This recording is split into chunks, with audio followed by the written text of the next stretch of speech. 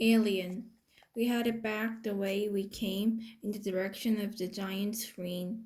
That's when we walked straight into a group of kids we didn't know. They'd just come out of the woods doing stuff I'm sure they didn't want their teachers to know about. I could smell the smoke now, the smell of both firecrackers and cigarettes. They pointed to a flashlight at us. There were six of them, four boys and two girls. They looked like they were in the seventh grade. What school are you from? One of the boys called out. Beecher Prep. They started to answer when all of a sudden one of the girls started screaming. Oh my gosh, she shrieked, holding her hand over her eyes like she was crying. I figured maybe a huge bug had just flown into her face or something. No way, one of the boys cried out. He started flicking his hand in the air like he just touched something hot. And then he covered his mouth. No freaking way, man. No freaking way. All of them started half laughing and half covering their eyes now, pushing each other and cursing loudly. What is that? Said the kid who was pointing the flashlight at us, and it was only then that I realized that the flashlight was pointed right at my face, and what they were talking about, screaming about, was me. Let's get out of here, Jack said to me quietly, and he pulled me by my sweatshirt sleeve and started walking away from them. Wait, yelled the guy with the flashlight, cutting us off. He pointed at the flashlight right in my face again, and now he was only 5 feet away. Oh man, he cried, shaking his head, his mouth wide open. What happened to your face? Stop, Eddie, said one of the girls. I didn't know we were watching Lord of the Rings tonight, he said. Look, guys, it's Gollum. This made his friend hysterical. Again, we tried to walk away from them, and again the kid named Eddie cut us off. He was at least a head taller than Jack, who was about a head taller than me. This guy looked huge to me. No, man, it's Alien, said one of the other kids. No, man, it's an orc, laughed Addie, pointing the flashlight in my face again. This time, he was right in front of us. Leave him alone, okay? Said Jack, pushing the hand holding the flashlight away.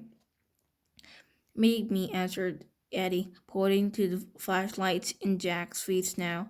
What's your problem, dude? Said Jack. Your boyfriend is my problem. Jack, let's just go, I said, pulling him by the arm. Oh man, it talks, screamed Eddie, shining the flashlight in my face again. Then one of the other guys threw a firecracker at our feet. Jack tried to push past Eddie, but Eddie shoved his hand into Jack's shoulders and pushed him hard, which made Jack fall backward. Eddie, screamed one of the girls.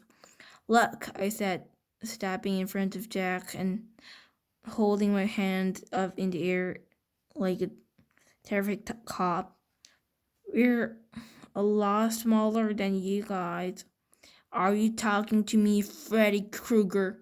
I don't think you want to mess with me, you ugly freak, said Eddie. And this was the point where I knew I should run away as fast as I could, but Jack was still on the ground and I wasn't about to leave him. Yo, dude, said the new voice behind it. What's up, man? Eddie spun around and pointed his flashlight toward the voice. For a second, I couldn't believe who it was.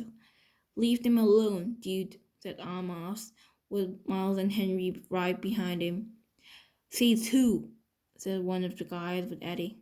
Just leave them alone, dude, Amos repeated calmly. Are you freaked too? Said Eddie. There's all a bunch of freaks, said one of his friends.